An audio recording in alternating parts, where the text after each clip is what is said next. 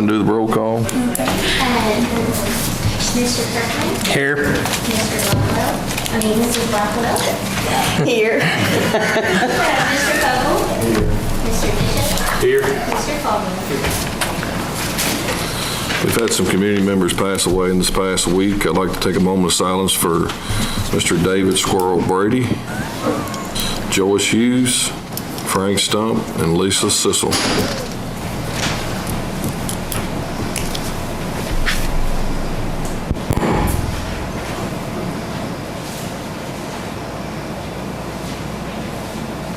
Thank you all, appreciate it.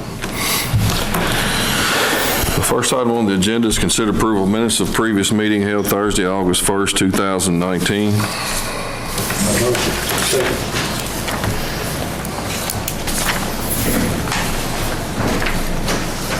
Kirkland? Yes. Mr. Blackwell? Yes. Mrs. Blackwell, I'm sorry. Mrs. Alcorn? Yes. Okay. Mr. Vogel? Mr. Bishop? Yes. Mr. Coleman? Thank you, Jess. The second item, we got a guest here, Mr. John G. Manley, former Marion County Judge with Tri-County United Way, is here to present and request funding for the Tri-County United Way. Thank you, John G. Thank you, Judge. This is my third, maybe my fourth year to come and present. I left everybody a package, had a chance to browse it and go through some of the United Way information that's in there. About probably 7 or 8 pages. It should all be papers put together in one package.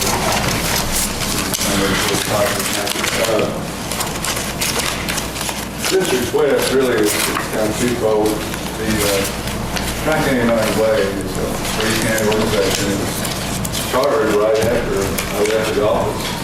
And I was on the board before I left the office. Kenny Clover was the executive director, so we're not guilty of what you're going board. And we're going to recharter it to be a free county United Way. And my job in the last, I'm not an employee of the Tri-County United Way. I don't get a stipend or anything now. I did work on behalf of Tri-County United Way for the first 3 years I was retired. And my goal was to increase the donor base in Marion County. Almost all the money was coming out of Dutton County, but about a third of it was coming back into Marion County because they serve all 3 counties. The agencies that would get money here, like the biggest chunk of the money that they gave to anybody went to the training place. They funded $30,000 a year. Several agencies within Marion County would get a lot of money. And I thought it was only fair that Marion County kind of handed up and got to be a bigger participant in the funding stream and also in the recipient stream. So I mean, it's been a growth thing. When I went on it, there was about $130,000 a year. We got requests for about almost $300,000 from about 35 requesting agencies, but they could only give about a third of it. This past year, if you look at that packet, we gave out $207,000. So we've grown our donations, and that's going to continue to grow. The last 2 years, we've had major marketing on big time.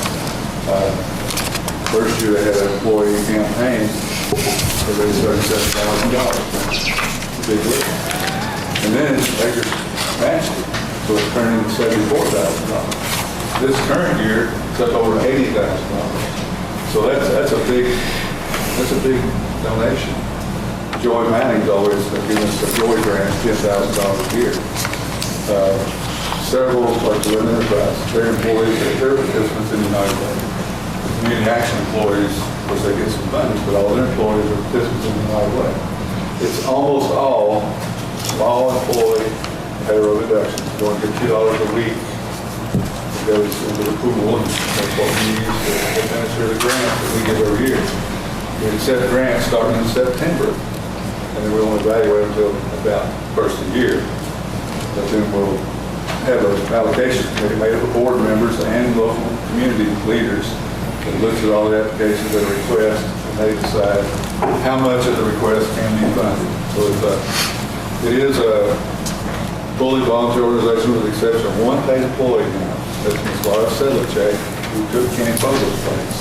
She's the executive director. She gets a small salary rather than very much she ought to, but anyway, She had some past life experience up north where she came down here with her husband, works on a plant at Barstown.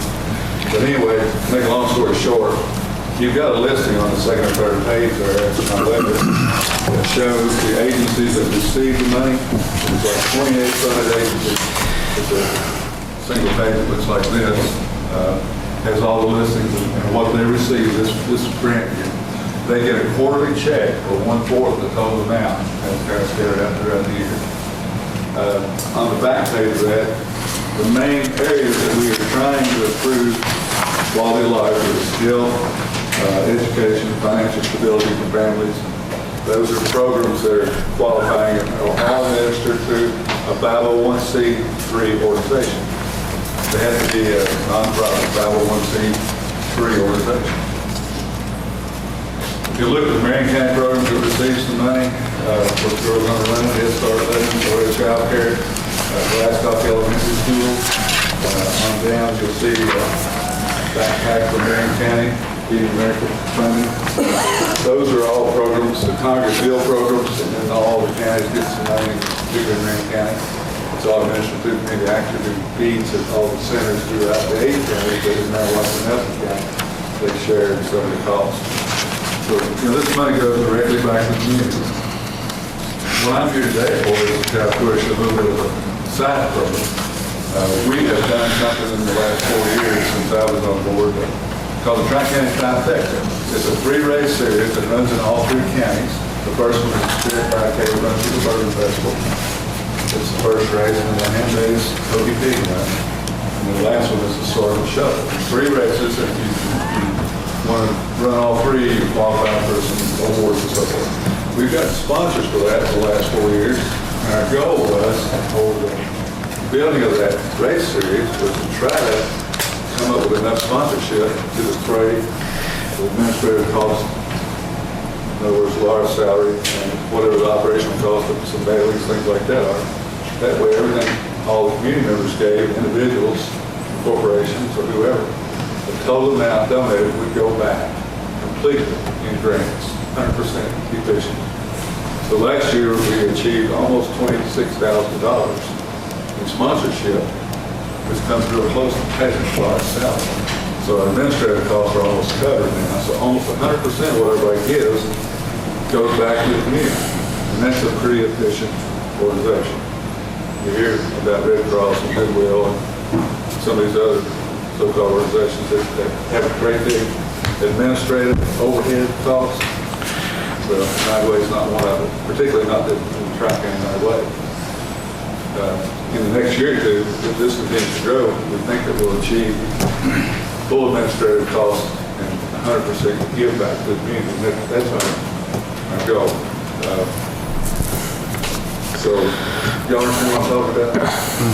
If we can get sponsorship for the race series, and everything that everybody gives, private individuals, corporations, or whatever, can be 100% back in grants. So some of that $300-some-thousand request can be more fully met. If we can build our donor base some more and get 100% efficient on giving out all the money we get, we maybe probably never get all the needs met, but we'll get closer.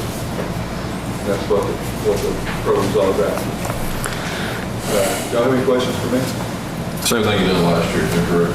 It is. It's the same thing. This is a 4th year of the Tri-County Trifecta. So your sponsorship will you get gold, silver, what is that? There's a sheet in here that shows the level of sponsorship. There's a sheet that shows the 3 races. This little thing for all 3 races list on top of it. You got Spirit, 5K, Hokey Pig, Garden Shuffle. Then on the right behind that is the Tri-County Trifecta sponsorship giving level. Now we have a platinum sponsor. And to raise that to them, they get $5,000 because they raised it. The Connecticut Pharmacy, last year I think 5-star jumped up and they took care of it. Jack Newsom came to the forefront, funded for $5,000. Kind of a naming title rates. I think he's on the hook to do it again. I'm not sure. They're in the final stages of approving our sponsorships and collecting donors and so forth now. So, but anyway, in the last 4 years, y'all been at least $1,000 gold sponsors. individual donations I made to the judges here. Collectively, we put on all the t-shirts, we put Marion County Fiscal Court and Judge David Dart. We list all the managers' names or not, because if they give $100, we probably could figure out a way to get more on the t-shirt. So far, I think if you look at our t-shirts, you'll see that we always acknowledge all the sponsors that we have sponsorship categories on the sheet. T-shirts get kind of crowded on that. It's all right. It's a good thing. How do we break it down last year? You remember? I think each magistrate gave 100, and I think I give 9, I think is what it was. 200 apiece, I think. Was it 200 apiece? Yeah. Yeah, that's what it was. That was on the other thing. Yeah. That's what we did last year. We've been doing a fall kickoff for Marion County. We do one in Nelson County. Where we did enter campaign. We brought all the current industry and donors that are on our donor list now and try to recruit some more. So we haven't been able to get the door to Kentucky, Beach, or the county, but they're on our list to try to get in the door and try to get some participation. They're part of Toyota.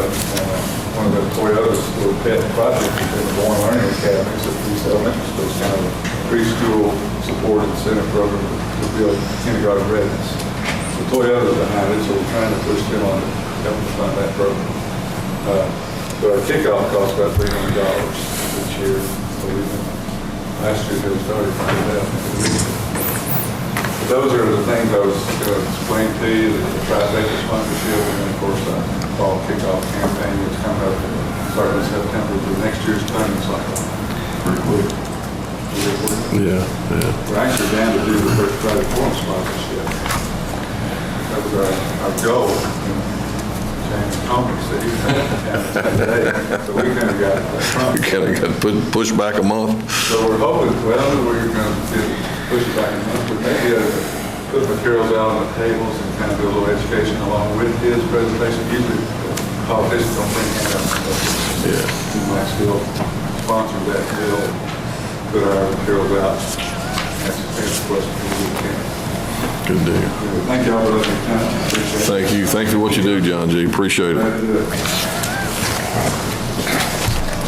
I'll make a motion to do the same 200 myself. If everybody else wants to do the same, I'm good with that. I will too.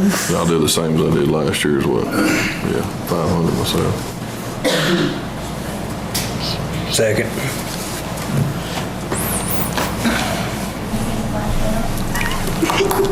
Yes. Yes. Yes. Thank you all. Thank you, John G. Thanks, John. Appreciate it. It's a great program. We have another guest with us tonight. We got Mr. John Thomas with the Marion County Boys Basketball Booster Club, seeking funding for the 2019-20 season. I think last year we did give $100 each to that. John?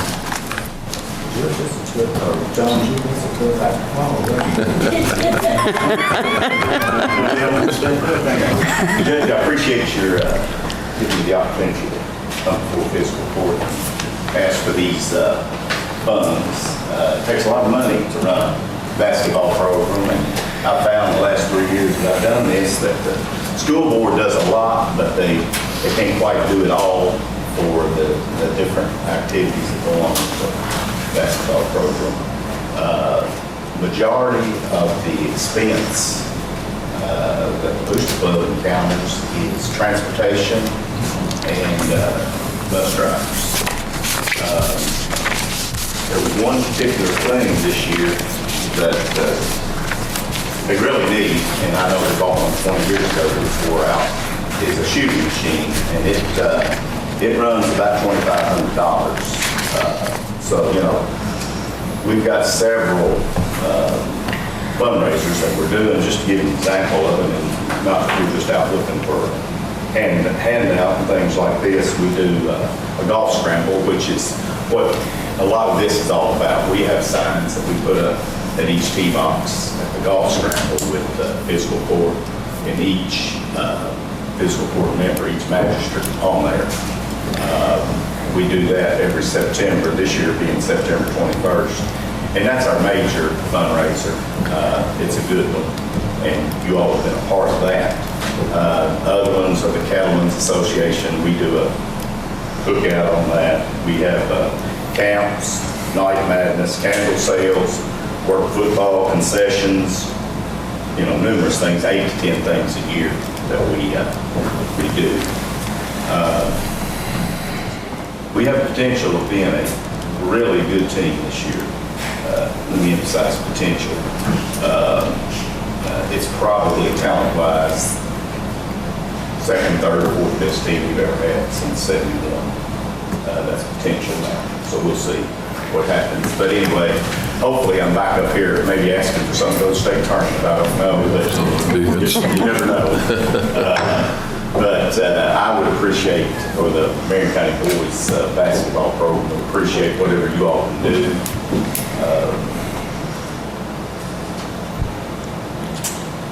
Let me see if there's anything else here. We got a new coach this year, don't we? Yeah, May Stallworth. He came here from Casey County, and then he was over in Taylor County.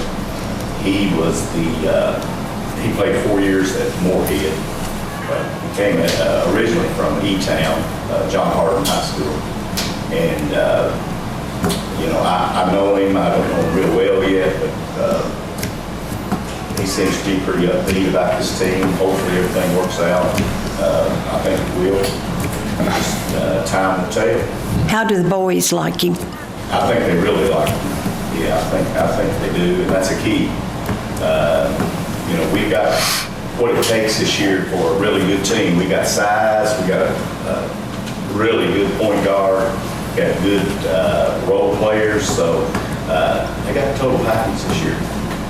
So we'll see what happens. And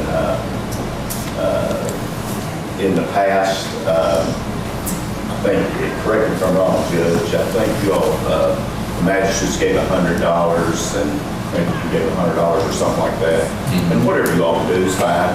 Yeah, that's Get what- more would be great, and get less, that's still good. That's what we had done last year, I think. $100 a piece is what we had done, so Any it's up other to, questions? good luck. Thank you. I'm just a small portion of it. I think you got the federal tax ID number and stuff like that I think we already. do from last year, yeah. So, whatever. Booster clubs are not like they used to be. It used to be easy to do. Now you got to go through a ton of paperwork to make sure that the funds go where they're supposed to. So, and you've done that. So, we appreciate your hard work at that. It takes somebody to step up and do those jobs. They're not easy. I'm not getting this world asking for money. Somebody's got to do it. Well, I know a lot of those boys and their families live in my district. So I couldn't turn them down. I need to step up. That's right. You're exactly right. See if I got any questions. Who does the answer now? You mean actually the game?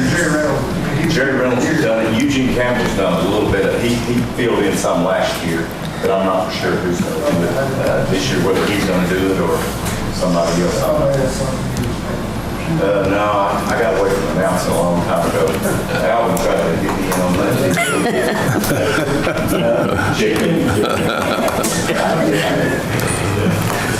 All right. John, thank you very much. Thanks, John. Thank you all. I'd like to do the same as I did last year if it's, Okay, I'm going to give 200 of my money because those boys, I know them. They're in my district, their families, and you tell them Miss Judy's trying to take care of them. I'll do 200 as well.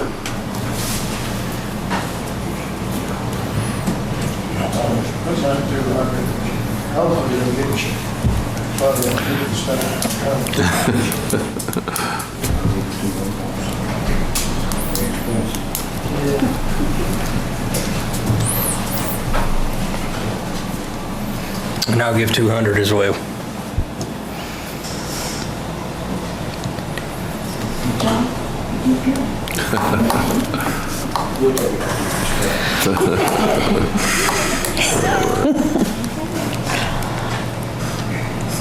We need a second on that. Second.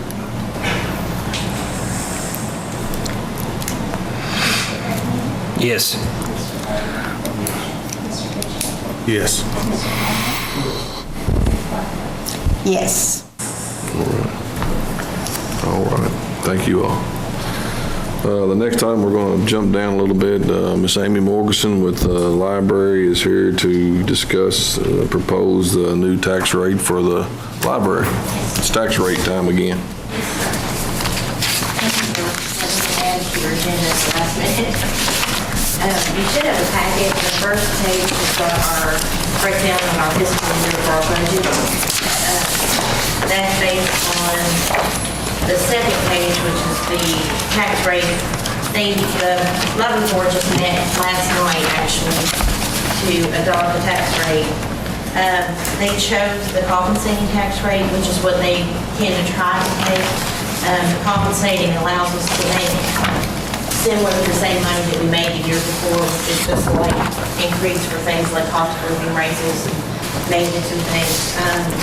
This year, the tax rate actually went down, but we're still getting a little bit of extra money because of the PBA readjusting the properties and things. So last year's was 5.5 and this year's is 5.3 on the real property, and then the personal property last year was 5.78 and this year it's 5.30. So it all kind of washes out in the end. The monies that are above what we made last year will go to things, like I said, cost of living raise and the order for the staff. I told you wrong this morning on my number of staff. I actually have 15. We did get to hire 2 more part-time people when we moved back into the new building, which after the foot traffic, we have needed the two more people. So things like that will be offset with that amount of money. I normally will give you all a breakdown of last year's statistics that compared to this year's, but because we moved, things are not at all the same. So I decided to give you just 1 month, just this past month, to give you an idea of how busy it's been. Just this month alone in July, 9,892 people visited the library. 212 were on the bookmobile.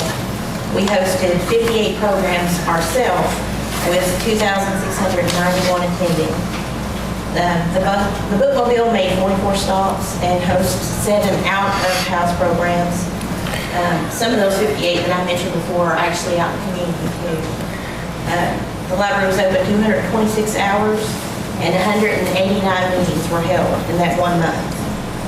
Beyond just the library using meeting rooms, 130 different groups and individuals are now or did use those rooms. We've got 4 small meeting rooms that can actually be made into 2 medium-sized rooms, and then we've got 3 larger that can be made into a much, much larger room that will hold about 200. Just an example of that, we did partner with the Lebanon Career Center, and we did the career fair so that you could do a little bit bigger group of people coming in.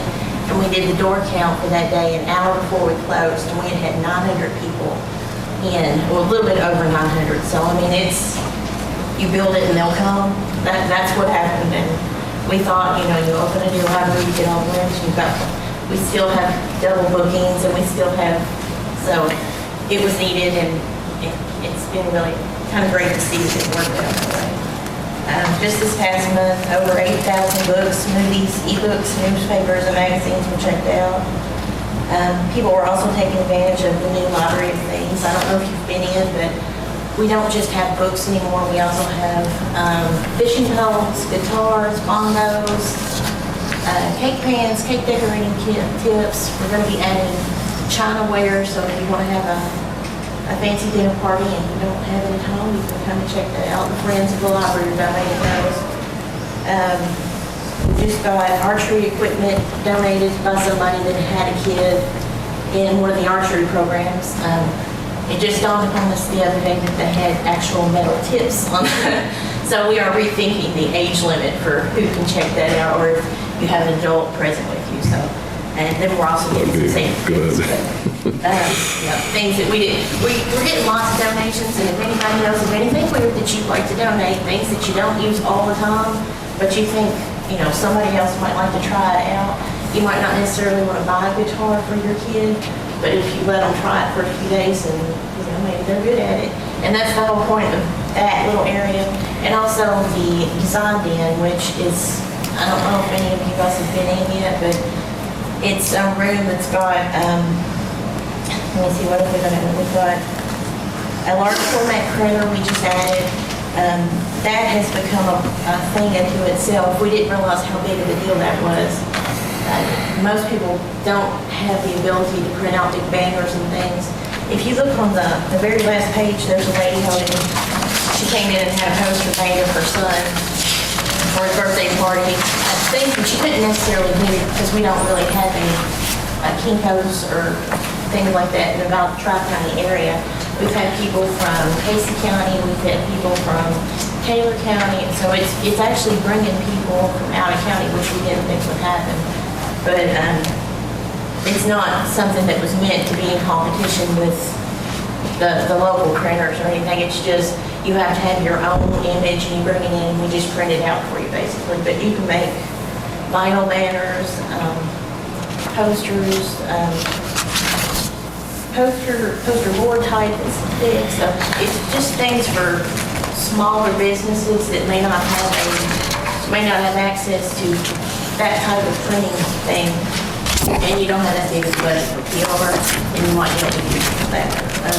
There's also a CNC router machine, paper folding machine, heat presses. We do all of our own library logo stuff, and it's not a service that we are paid for. People have to come in and they learn to use the machines. Twice a month we have classes. You get approved to utilize those machines, and you can come in and check out the room and you use it yourself. So if you're thinking that you might want to go into something you're on for yourself, like to make a small business, you go in and you learn a little bit about it in that room, and then that might kickstart somebody doing something a little bit bigger. But it's all of it is that the whole building is a resource itself, not just the books. It's something that you're learning hands-on. So. We also have video recording equipment and editing equipment, digitization. If you've got old VHSs and you want to transfer them over to CDs, or I think you can do it to a thumb drive too. So you can come in, learn how to use that, and you can transfer your family photos and movies and things. It's a neat place, and I hope you guys have all came in. I know some of you have. That's the picture on the very back page, kind of get you an idea. We're always busy, and we're thankful for the funds that you guys approved for us, because it really does seem like everyone walks through the door, all walks of life. It's just kind of a neat thing to see that kind of environment. Everybody gets to work together and learn new things and meet people that you might not necessarily have met before, which is a great resource, and it's really nice to be able to work there and kind of give it to the community. Does anybody have any questions about the budget part of it? Or anything? I think it's very impressive. Yeah. It's more than a library. A lot more. A lot more, you're right. And I think that we're lucky to have something like that here, because like you say, some of the stuff you're offering, we can't get done around here. That's really, we did the building itself. That was the whole thing. I know that it was such a huge change from the traditional look. I know that scared some people before, but the whole point of the building was that the entire thing is flexible. You can use each space differently. We have everything. We're going to have blood drives. We have career fairs. We've got the veterans meeting just for coffee and conversation in about a month. And it's just neat. It's just, the whole place is kind of alive, and people meet other people and are networking. And What's your meeting rooms hold? How many? when the biggest one is open completely, it will hold about 200. And then each individual one, I'd say probably about 75. But then the small meeting rooms, those are the study rooms. They have, if they're closed off with their dividers, they have dividers as well. Each of the small ones holds probably about 6, but then when you open it up, about 14. So it's flexible. Do you still work with 21st Century? Yeah, we work with the school system, we work with 21st Century, we work with the Head Start, we partner with the health department, we partner with the extension office.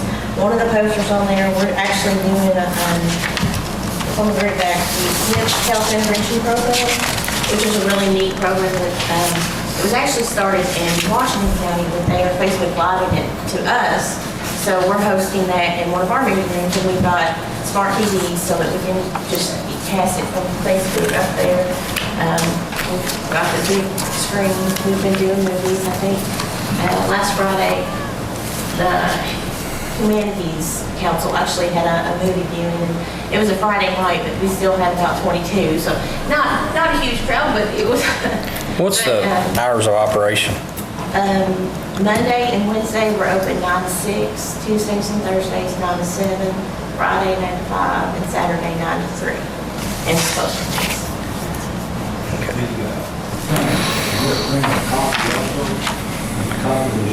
It just, that one, well, we can, if you bring in your image on, like if you go to PDF, you can email it to us too. We can send it to it to print it, but we can't. That's something else. We've had architects come over from out of county getting their blueprints printed because if they have to send them out of, they usually, well, one guy said it was like $500 or $600 to get one set of blueprints, and I think it was like maybe 30 or 40 to do it on ours. So we're not trying to make money off of it. That's the whole thing. Is basically anything you use in that room, you're just reimbursing the supplies for it. And then on the printer, it's just a smidgen above because we do have a lease on it. And that's because we knew that it's going to be used so much. We know that we're going to have somebody come in and repair it. And they keep up with all the ink and things like that. But yeah, I mean, we can help you. Well, I don't know if you've got them in physical form. I don't know if we can copy them, but we've got a, I'm not sure what the exact name is. The one I used before was called an Elmo. And it's kind of a scanner. It's a thing that comes over top of documents. And I know we've done maps before. We've scanned it and then we took those images and put them together and printed it out that way. If you bring them in, we'll try to see what we can do. For the most part, though, we don't try to actually fix anyone's. We're not supplying you with your own PR materials and things. You have to have it. If you're getting stuff printed out, you need to have it in advance. But I'm not really sure on that. We wanted to see if that thing that I'm talking about would scan it and do it the way you want. But yeah, we've got. Just give them, these drawings, that's weird. You can't just lay them down on the coffee machine and make No, you got them. the PDF or whatever it is. A lot of times it takes a long time to print it off. Yeah. Very much on. This goes pretty fast. If you get it in PDF form, it won't take any time for us to print it because it just shoots directly to that and it goes through. You can try it. I can email it too. Okay. That way. Yeah. Don't work with it. Well, then you're not. Not out. Yeah. I've been over there in the building, the whole outfit, when we first started this, I thought it's gonna be a disaster. But what y'all did with what you had to work with, you didn't have a whole lot to work with. I've had an awful lot of people ask me why we didn't just tear it down and start over, and I will just say, we need a feasibility study. I've been asked that 4 times. I do not know, I don't understand the lingo of architects, but evidently leaving the 2 walls and the floor, and that was the best way to go. But I'm like you, whenever I was like, I didn't quite get how it was Those gonna. things you got all done, I thought Yeah. you wouldn't have any parking. Yeah. It all worked. It's really, I've been under there for years. It's neat. I mean, it's the flow of it's really good. That's one thing we worked on for a long time, trying to make sure. I think we moved the circulation desk probably 3 different times, and you should, the whole point of it is that you can see everything from the circulation desk and down the aisles, just so we can make sure everything's going safely. Amy, thank you for coming. And we do have to approve the tax rate, so. Motion to approve. Second.